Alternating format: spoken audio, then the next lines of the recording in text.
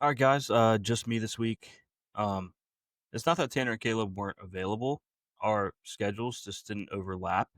Um, so with me being the one that edits the long form, it to me, they don't even know that I'm ripping this, and quite frankly, might not post it if it sucks. If it's bad, I'll post it. If it sucks, if it sucks really bad, I won't post it. But if it sucks, I'll still post it. But I just figured me editing long form, if anyone was gonna rip just a quick solo, it would make sense to be me. Um, it's gonna be short, probably 15, 30 minutes, maybe. I just have some NBA preview stuff I want to talk about. I want to talk about the NBA awards. I want to talk about my picks for them this year. And then we'll talk a little bit about the Bills game as well. So not going to be super long, but I would appreciate if you stick around. Yap, yap, yelling at pigeons. Yap, yap, nobody listens. Yap, yap, screaming my vision. Yap, yap, yelling at pigeons.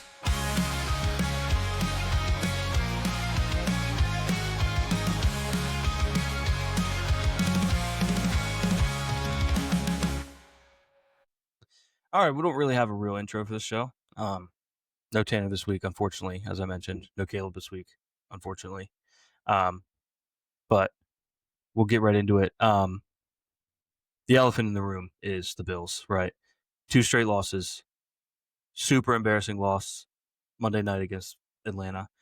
Um, the Patriots loss was fine. It was more annoying than it was a problem, even though it didn't look great at times. Some boneheaded mistakes, not a big deal.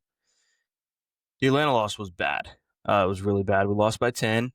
Um, to be honest, it could have very easily been 20 because you had the Drake London almost touchdown right before the half.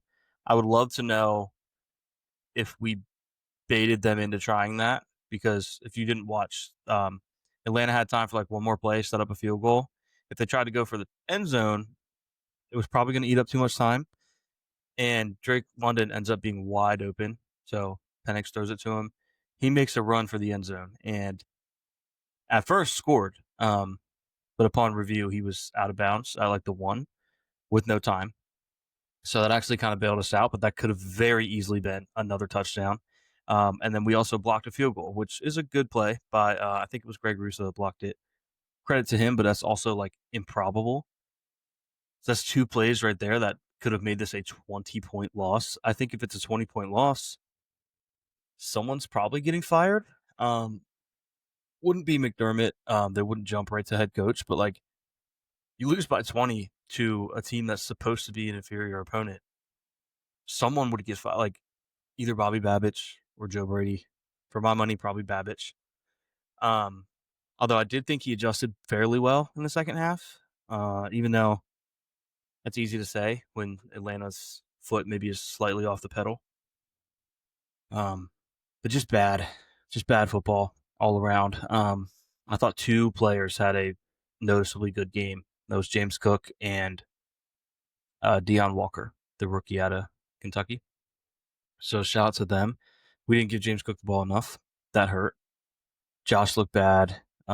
Receivers couldn't really get separation, and when they did, the blitz was just getting there instantly. So we didn't have time to, Josh didn't have time to get him the ball. Obviously, not worried about Josh. He'll be fine. Good players, great players, have bad games sometimes. So that's not a worry. Um, but the receivers and their lack of separation is concerning, and the defense is very concerning. So I'll paint you the picture for, and this is incredibly unlikely. So this really paints the picture for how concerning the Bills' current roster is. I think the way that it works for this team this year is you have to get, so they have Michael Hoyt and Larry Ogunjobi coming back after we're on a bye this week. And their suspension is also up this week, so they would be back, but we're on a bye. So they'll be back week 8 when we come back.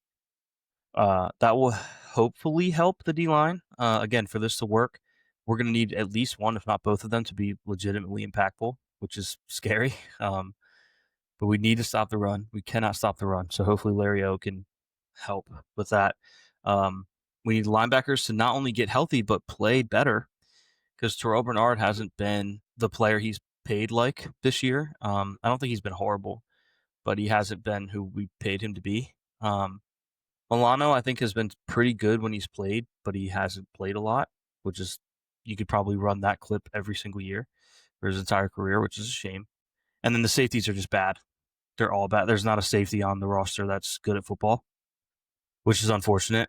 Um, Cole Bishop, I'll give it a little bit of an excuse because he's only in his second year. He didn't play a ton his first year. So maybe he could develop into a good player. You know, I don't want you clipping this and be like, oh, you said he was not good at football. He wasn't. As of October 15th, 2025, Cole Bishop is not good at football, but he could become good at football. Hopefully he does. So we got to do something at safety. Again, for this to work, we're going to need Hoyt, Michael Hoyt, and Ogunjobi to be impactful, at least one of them in the run game. We need linebackers to get healthy and play well, and we have to make a move at safety. Even if it's as little as putting Jordan Hancock in there, the rookie out of Ohio State, it's something. Like you have to do something to get that unit going. Ideally, it's adding someone, whether that's bringing in like a Justin Simmons, um, or yeah, I have to look at who else is out there, but someone. It's got to be someone. And then at corner, again, this is another thing that has to go perfect for this to work. Maxwell Harrison's got to get healthy, and he also has to be good. He has to be a hit. And Brandon Beane hasn't really been incredible with his first round picks as Bills GM, especially in the DB department, because obviously Kyrie Elam was a bust. So hopefully Maxwell Harrison is that guy, but we don't even know if we're going to see him at all this year. I think most Bills fans assume we will at some point, but we did hear McDermott say if we get Harrison back a few weeks ago. So the if was kind of scary. But he's got to get healthy, and he has to be a hit as well, an instant impact hit. You see what the picture I'm painting here? It's that a lot of things have to go well, and some things you can't just stumble into. We're gonna have to actively do something about it. Being safety, offensively, I'm not that worried about the offense. I don't think it looked bad against New England, as crazy as that sounds. 3 turnovers, but that's uncharacteristic of this Bills offense. So that was their first 3 turnovers of the year. But of course, they had more on Monday. But I'm not super worried about the offense, but I do think we need to add a receiver. And that's scary because I like the everybody eats mantra. And I think it's hard to defend when defenses don't know who to hone in on. But the problem with that is if you want to bring in a bona fide stud number one receiver, you have to find someone who's that good and also willing to share the ball. And a lot of receivers that are that good are not willing to share the ball at the level that they would be asked to. So I think you're looking at guys like I don't think a guy like AJ Brown makes a ton of sense. I guess if Brandon Beane were to pull the trigger, I would trust that he believes he'll be a fit in the locker room and in the everybody eats, idea. So in that case, I'd be excited. But with the benefit of whatever the opposite of hindsight is, never really used that before. With the benefit of that, I don't really think it would make sense. Jacoby Myers, I think, makes a lot of sense. I think he could fit the everybody eats idea. I think he's a good player, good run blocker. So he would be a good idea. Rashid Shaheed would be electric. I don't know quite how polished he is as far as someone that can consistently create separation, but I know he can get separation on a go route. That's for sure. Brandon Beane has said before in years past when we used to have a lot of problems with Tyreek Hill, and he would say, if you could find me a guy like Tyreek Hill, let me know. Maybe Rashid Shaheed could be that. Not that he's been Tyreek Hill so far, but obviously a speed guy, skill guy. So I think he would be an electric addition to the team. If neither of those work, I think Chris Olave. Chris Olave, I still believe in as a true number one. And I think he would just fit the everybody eats thing. I think you would have to make him a focal point and get him the ball. But he's not been known to complain. And I think you would want to get him the ball. So I think it would work. And I don't think it would be a situation where Josh feels pressured to get him the ball. I think he just naturally would because he would get open. So that would be probably my ideal move. Would be getting Chris Olave. Um, I don't know if it's realistic, but I would love to see. I did see some reports that said the Bills were interested. I don't know how reliable those were. It was like I don't want to say it was sleeper fantasy. It was like something else. So I have no idea who's even behind that account. Um, but there were reliable sources like Ricky Scoops who said that Jacoby Myers is indeed on his way out. Um, he also said that AJ Brown. No, that wasn't him. That said AJ Brown could go to the Patriots. That was another, which would be interesting. Um, but Ricky Scoops also said that the Saints are willing to move Olave, which is something they previously did not appear to be willing to do.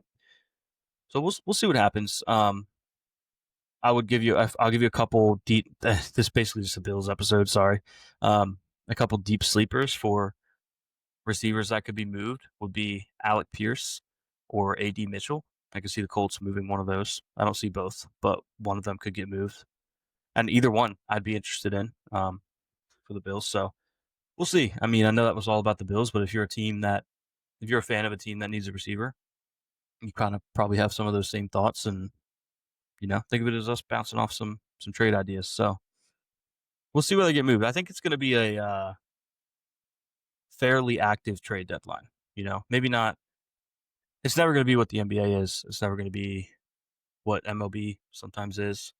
But I do think it'll be relatively active this year. I even I even would be okay with the Bills maybe calling up Amari Cooper, seeing if he wants to come out of retirement, because I feel like that could have worked. He just got injured, and by the time the chemistry was there, the moments were too important, and it was just I don't know. It just didn't work, but I think it could. But he would have to get the Raiders to release him or move him. I don't know. So, but if we did make a move with the Raiders, let's say for Jacoby Myers, I said we needed a safety. What would it take for them to throw in Jeremy Chin? We don't see a lot of two-player trades these days, but who knows? It would fill a couple of gaps for this Bills team. So we'll see how it goes. We'll see what it goes down. But I had to come on here and talk about the Bills because back-to-back losses is bad. We've lost back-to-back games at least once every year in the last, what was a stat I read? 5 seasons, I think it was. So I'm trying not to panic too much, but I'm a little worried. So hopefully Larry O can help. If not, maybe bring in like a Christian Wilkins if he's healthy. I don't even know if he's healthy. Um, Again, corner, got to be Maxwell Harrison. Got to play good. I heard some stuff online that maybe Tyreek Woolen is available, which to me sounds insane. But if he is, I would be very interested in that. We'll see. I think that's the should be the title of this. The sports episodes are just a generic title these days, but we'll see would probably be the title, if not, because very scary times for the Bills. 2 weeks ago, I came on here and said I was in absolute football bliss.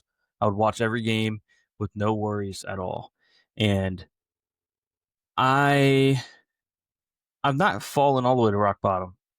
I still at the end of the day we still have Josh Allen, so I do feel confident all the time. But times are getting scary the last couple weeks, so again we'll see what happens. Speaking of scary times, it is also that for the Ravens. Not that I'm going to pile on, but I live in Maryland. For those of you that don't, pretty much everyone listening probably knows that. And I got a notification from the McDonald's app the other day. Yes, I have the McDonald's app. Yes, I'm actively, aggressively trying to win the McDonald's monopoly. That's another topic.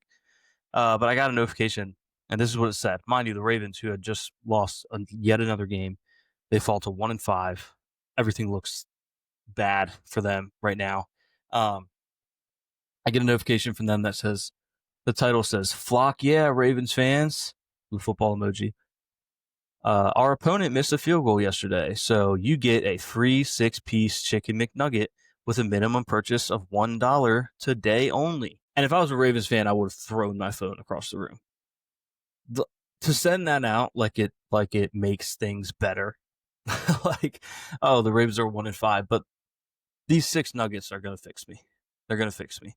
Um, like if I was in a Bills market and they sent something out on Tuesday morning because we blocked that field goal, so that's a missed field goal. They sent something out on Tuesday morning that's like, uh, Bills, yeah, Bill, yeah, the Falcons missed a field goal. You get 6 free chicken McNuggets today only. I would have sued McDonald's for harassment. I would have been very upset about that. So, Ravens fans, tough to cope with that. That's a tough notification to get. It would just make me so mad. It would make me so mad. I sent it to some Ravens fans, friends of mine. I was like, guys, I'm not even trying to pick on you. I would be so mad if I got this notification as a Ravens fan. So I had to mention that. McDonald's, you gotta read the room. You gotta read the room there. I don't really know. Either just don't offer it. Maybe it's only if they miss a field goal and the team wins. Because it's just awkward after a loss. It's awkward. You can't do it. And then the pun on top. Flock, yeah, like being all playful. Stop. You can't do that. You can't do that when times are bleak. I know chicken McNuggets should help everyone, but that's brutal. That is brutal. Last thing on football, if you came here for a preview of this week's games, I don't really have that for you. Like I said, this was we kind of went all day hoping we could find time to overlap and record together, and we just didn't. And for most of the day, I thought honestly that we probably wouldn't have an episode. And then I just said, screw it, I'm gonna hop on. I got a few things to say, and I couldn't come on here. I couldn't not come on here after the Bills have 2 losses. It would look like I'm running from that. So I had to hop on here. So I don't have a preview for you for this week, but I do have one more thing on NFL before I get to my NBA award picks before the season starts. If you don't know, it does start on Tuesday. Um, right now, I think Baker Mayfield should be the MVP. If the season ended today, it's got to be Baker. Playing out of his mind. He's losing his weapons. Like, he doesn't have Bucky. He doesn't have Mike Evans. He lost Ibuka this week. I don't know how long he's supposed to be out. Hopefully he's back. Although I do think he's doubtful this week. Not 100% sure. Don't set your fantasy lineup based on me saying that. Could be wrong. The Baker's just playing out of his mind. And it would be so cool to see. I think I mentioned this a little bit on the regular episode, but 3 MVPs from the same draft class. It's never happened before, to my knowledge. And yeah, I just Baker for MVP. I'm on the Baker for MVP train. Could change. There's a lot of ball left. There's still 11 games, so things could change drastically. But right now, I am team Baker for MVP. Now, first of all, thanks for sticking around. You're 18 minutes in, so you're doing good. You're doing a good job. This is probably a tough listen, but you're hanging in there, and I appreciate it. Let's get to some NBA awards. So NBA kicking off on Tuesday, and I'm going to give you my prediction for who's going to win MVP, Defensive Player of the Year, Rookie of the Year, Most Improved Player, Sixth Man of the Year, Clutch Player of the Year. Why do they give that out? And Coach of the Year. And I'm going to give you the betting odds, which I looked up on FanDuel today to check what they were. So I'll give you those while we have it. And I have a couple where I picked one person, but I'm going to have kind of an honorable mention that you could maybe go with if you're looking to bet these. Financial advice, don't bet them. But it would be fun to have the same ticket as me. Although only one of these I actually have a ticket for right now. But these are, if I decide to bet on these other awards, these are the picks I'm going to make. So I'll let you know which one I actually have. All right. Getting started. We have MVP. Last year, it's SGA. Another foreign MVP. Foreign players have been hooping. This year, I think, is the year Wembanyama begins to break basketball. He's a unicorn. We have never seen a player his size that can move the way he moves.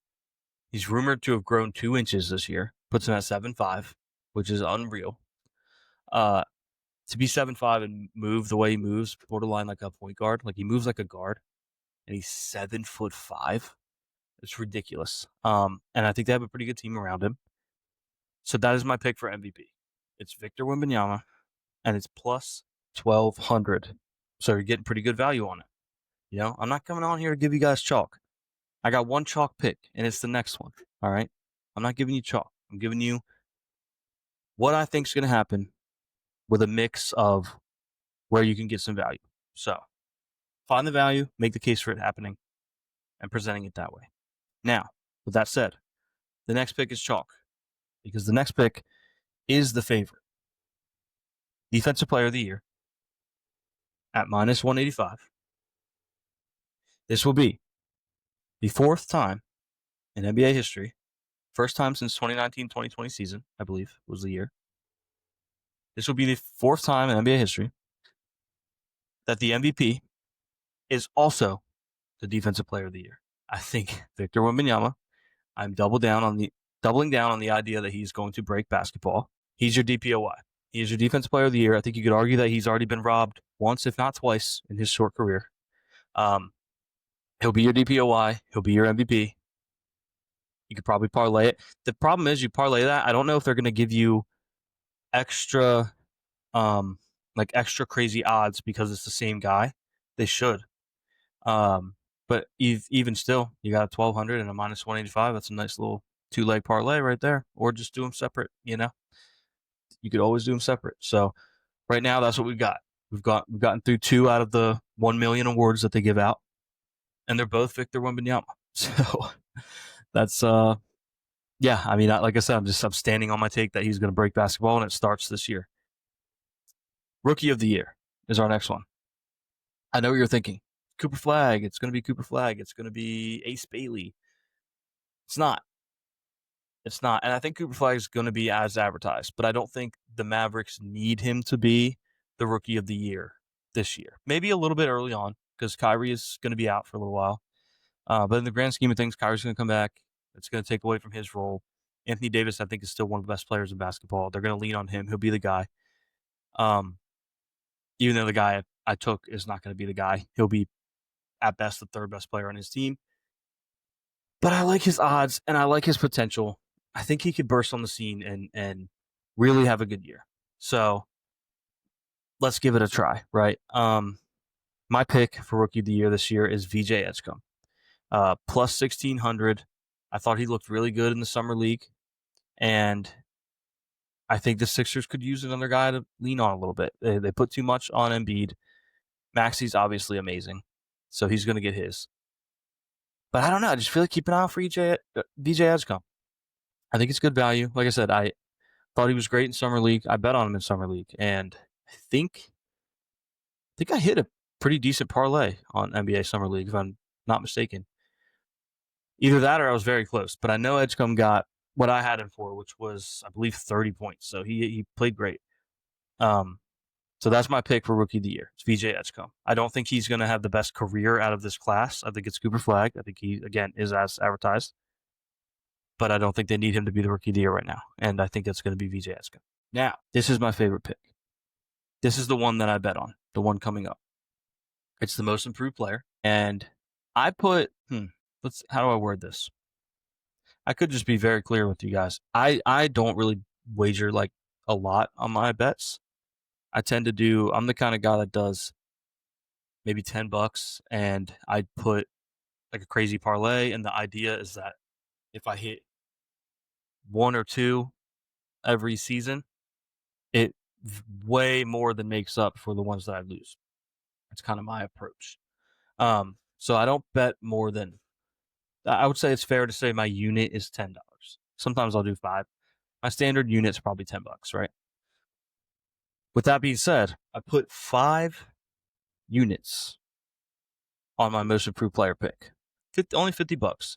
I know for a lot of people, hear 5 units, I think it's a ton. But units are relative, right? Because we're gambling responsibly. So we're gambling what we're comfortable wagering. Normally, I'm comfortable wagering $10. And for this pick, I wager 50, which is bold for me. I don't do that often.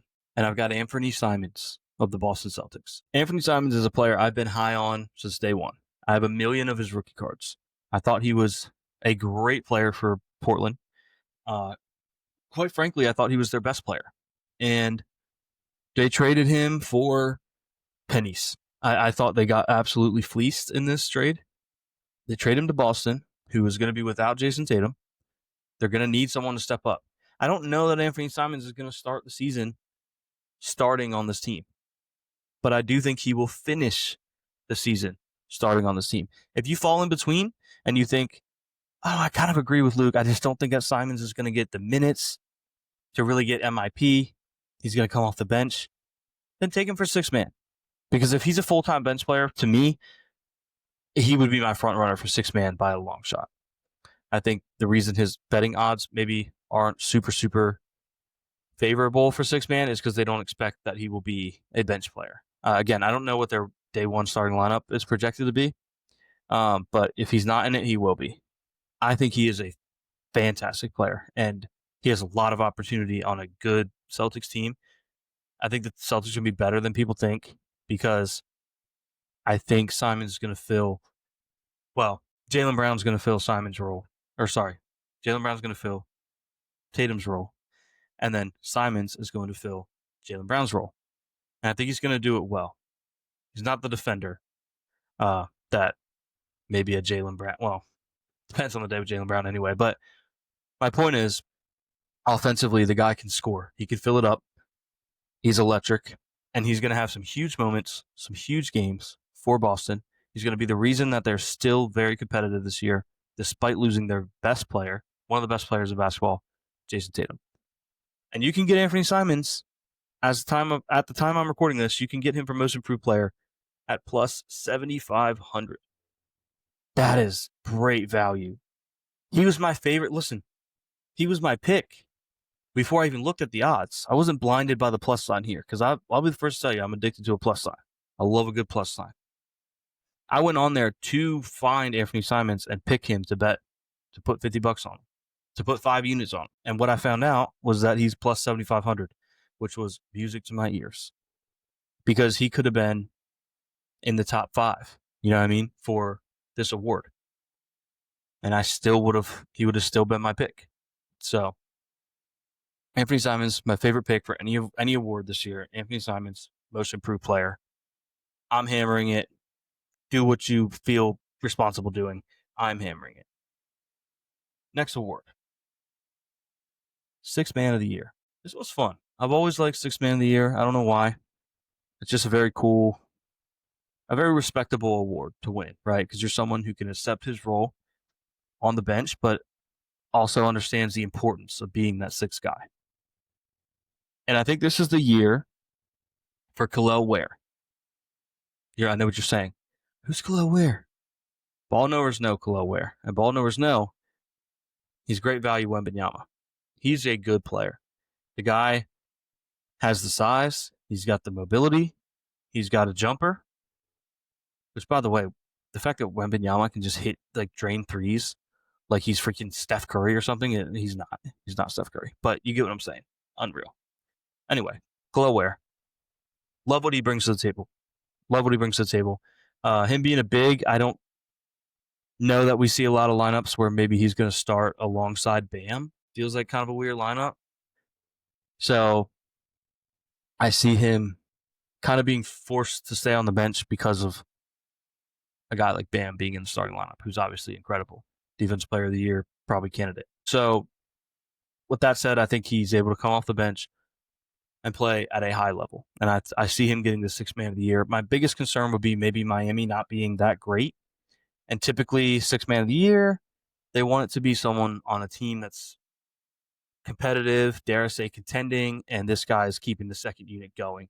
So this one I don't feel probably the most confident in, if I'm being honest. If you're looking for another pick, I think Lonzo Ball, he kind of fits that mold of being the guy who runs the second unit for a good team, a contending team. He fits that more than a Khalil Ware does. So, and I think Lonzo's only issue his whole career really has been health. So if he can stay healthy for once, in Cleveland this year, I think he's going to have a really good season. He could be your sixth man. He could be your Sixth Man of the Year for sure. He's not going to start, obviously, because they have great guards. He's in a good spot to compete for Sixth Man of the Year. If you want to take him because you don't like Khalil Ware's odds or you don't like the idea of Khalil Ware winning it, I would recommend Lonzo. You know what I mean? I would recommend Lonzo. He's plus 6,000 to Khalil Ware's plus 2,700. Again, I told you I'm not giving you guys chalk. So yeah, give Lonzo a shot if you don't believe in Khalil Ware. I like them equally probably from a odd stamp or from a likelihood standpoint, and Lonzo's plus 6,000. So really, in reality, I should be running that instead. It is a better value. I do think it's a better value. Now, clutch player, I almost said comeback player of the year. Clutch player of the year. This is a weird award, right? My whole strategy with this award: pick someone who you imagine will be on the floor in big moments and will have a chance to hit buzzer beaters. Maybe it's someone who down the stretch is going to be the first scoring option or the second, or maybe it's just someone who you think, even if he's not first or second option, they need a bucket at the buzzer, they can go to this guy. And I went with Jaylen Brown because, again, I'm high on Boston this year. I think they're going to be better than people think because I think people are underestimating what Anthony Simons brings to this team, and I think that's going to help them win a lot of ball games. And I think this is a moment for Jaylen Brown to step up and prove that he's that guy, right? Because he was left off the Olympic team. I don't think he appreciated it. And this is his chance to say, this is my team with Tatum out, at least for a year. This is his team. He is the number one option on that team. And I think you're going to see down the stretch, they're going to lean on him and they're going to look for him to get buckets. And this is betting on the value in the concept of him stepping up in that moment. So if he hits, he can hit a couple buzzers. He can finish fourth quarters well.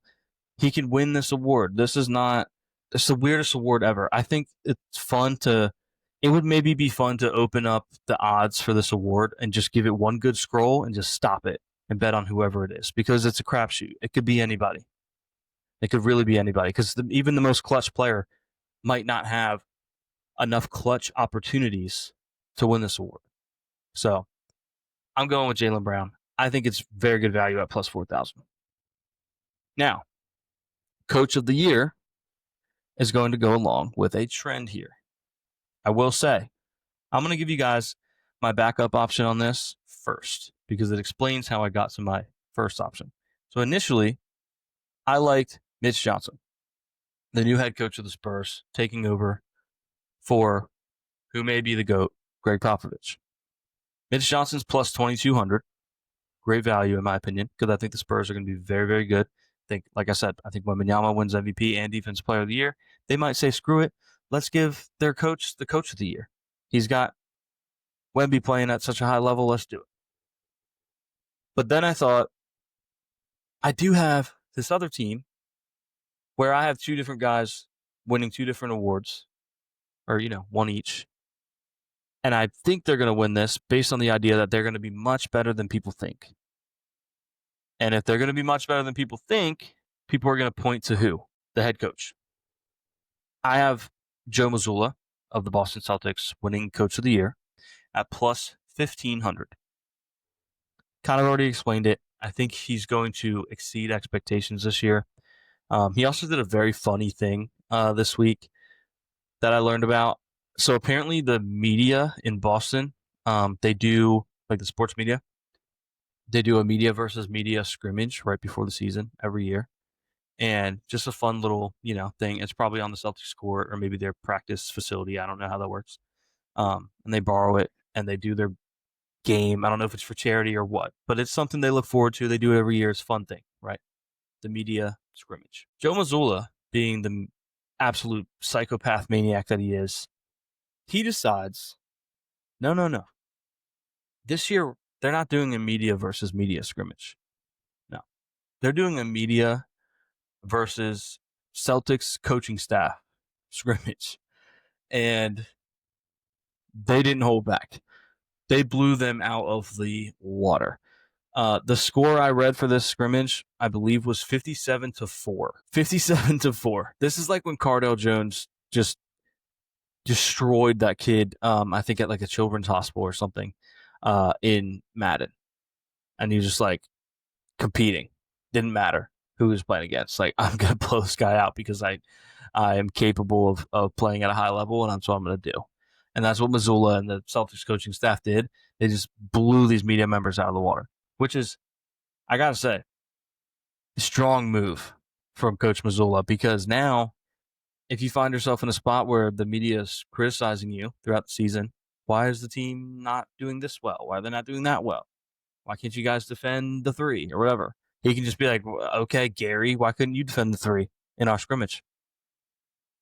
Why didn't you guys, oh, coach, why didn't you make any halftime adjustments to fix the game? Why didn't you make any halftime adjustments to score more than 4 points in our scrimmage?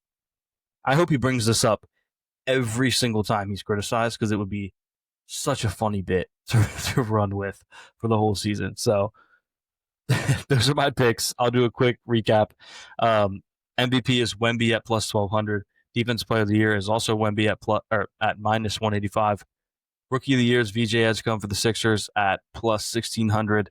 Most Improved, we have Anthony Simons, the new Boston Celtic, at plus 7,500. Six man, we have Khalil Ware for the Heat plus 2,700, but my honorable mention is Lonzo Ball at plus 6,000. Clutch Player of the Year, we have Jaylen Brown at plus 4,000, and then Coach of the Year, Joe Mazzulla, plus 1,500. Mitch Johnson, honorable mention at plus 2,200. So do with that information what you will. Historically speaking, it'll probably all miss. But I'm riding with Anthony Simons, and I'll probably put some stuff in some variation for these other ones. Maybe I'll do a parlay. I don't know.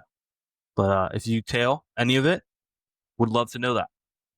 So drop in a comment if you tailed. If you're still listening, drop a comment. Comment your favorite sports uniform of all time. You could say, I like the 60s Bills standing buffalo. That's one of my favorites. Maybe not my favorite, but one of them. You could say you like the Steelers bumblebees. That's a good one. It could be the Pistons throwbacks that have the teal, and it was an interesting colorway. Could be those. Let me know. All right. Before we're done here, we're going to do a little NBA grid. We usually do NFL. We're doing our NBA preview. So why not do a little NBA? All right. So left column, we have the Pelicans, Pistons, and Lakers. Top column, we have the Grizzlies, Nuggets, and 1 steal per game. So I want you to give yourself a second to visualize that, so you understand what we need, right? We need Grizzlies, Pelicans, Grizzlies, Pistons, Grizzlies, Lakers. We need Nuggets, Pelicans, Nuggets, Pistons, Nuggets, Lakers, and then steal per game for a full season average for the Pelicans, Pistons, and Lakers. So I'm a little worried about completing this because I cannot think of a Grizzly Pelican off the top of my head. Gonna let it simmer, and we'll come back to it. But that's off the bat. That's scaring me a little bit. Grizzlies, Lakers, we could go Marc Gasol, but I think maybe we'll get we could go Mark or Powell. But I think we'll maybe get a lower percentage if we do Scottie Pippen Jr., who I think is a very good player, by the way. How does he spell Scottie? It's definitely not 1 T. No. How about we just do Pippen? Pippen Jr. Oh, it's not going to load. That may ruin the entire thing. I don't know. Who's Arthur? Oh, shout out to Arthur James. RIP. I mean, is anything going to come up? Let me just... Okay, we may have to cancel the grid. Or I can just do it verbally. And we'll never know if it was actually correct, but I will. All right, fine. Lakers, Grizzlies, Scottie Pippen Jr. I know for sure that counts. That one works. Pistons, Grizzlies, I'm pretty sure is Allen Iverson. Think he fits that? I think Allen Iverson there. Like I said, Pelicans, Grizzlies, I don't really know. Maybe Jonas Valanciunas. If it would let me type, I probably would try Jonas Valanciunas. But again, it still won't. So, not going to do that. I'm going to type in Pippen here and see if it loads while I'm thinking. Nuggets, Pelicans. I don't know. I don't want to spend too much time on it if I don't know it, especially because not only is it a solo pod, and the dead air would be bad podcasting, but now I'm drawing a blank anyway, so you get dead air anyway. But it's not even loading anyway, so it's like, what am I supposed to do about that? 1 steal per game for the Pelicans. Give me Drew Holiday. We did Pistons, Grizzlies. Pistons and Nuggets would be Contavious Caldwell-Pope. One steal per game. Pistons. Give me Ben Wallace. And then we did Lakers Grizzlies. Lakers Nuggets. Well, we just used KCP, but we could do Thomas Bryant. Thomas Bryant works for sure. Or Carmelo Anthony be another one. Jokic, if we could do future Laker stuff, that would work too. And then Lakers one steal per game. Man, might be sneaky AD because you get a lot of blocks turned into steals. Could sneaky be AD? If not, give me. I like to think Lonzo had that one of the years he was there. A steal per game. He's a pretty good defender. So that'll be the grid. Sorry, I wouldn't load mental grid. You know what I mean? Everyone, even the video watchers, just say video listeners again, even they get to experience what it's like to do a grid through audio only, basically, because you don't get to see if it pops up green. I would love to know the answers to those, but again, won't load. Don't know why. So that's unfortunate. And guess what? It's working now. So I'm not going to re-screen share it. I'm just going to let you guys know if the answers worked. We're going to go Scottie Pippen. Scottie Pippen Jr. False alarm. It is once again not working. So it's a wrap. It's all good. If you listen this long, thanks, because I told you guys it was probably going to be 15, maybe 30 minutes, and we're at 43. So one thing about me, get me talking about sports, I will yap. Sorry about that. Called yap for a reason.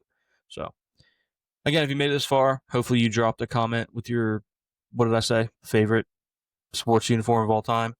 And if you bailed out early and somehow you see in this anyway, thanks for listening for even at all. Because again, no Tanner, unfortunately, no Caleb, unfortunately, just me. And because it's just me, I don't really know how to wrap this up. So we don't really have a real outro for this anyway. So I guess it doesn't really matter. We'll talk to you guys next week. The next time you hear from us will be Wednesday on Yap. Enjoy the weekend. Watch a ton of football. Watch as many football games as you can, as many snaps of football as you possibly can, because you only get 17 regular season weeks a year plus playoffs. Don't waste it. Watch some football this week. Who am I talking to?